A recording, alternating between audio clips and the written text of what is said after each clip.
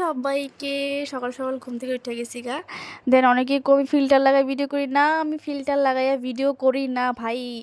তো যাই হোক, দেন ব্রাশ টাশ করলাম। ব্রাশ টাশ করার পরে তারপরে হচ্ছে মা আলুর পরোটা ভাজছে, তোমার কাছে একটা খায়ালো, কারণ আমার একটু কাজে বাড়ি তুইব। দেন আমি একটা আলুর পরোটা খাইয়া নিয়েছি, সঙ্গে হইতেছে এই বিস্কিটটা খাইছি। দেন আমার একটু টক টক খাইতে ইচ্ছা করতেছিল, ঘরে অন্য কিছু আসছিল না, তাই লেবু মাই খাই নিছি। এটা কেটা খাও আমার জানাইও।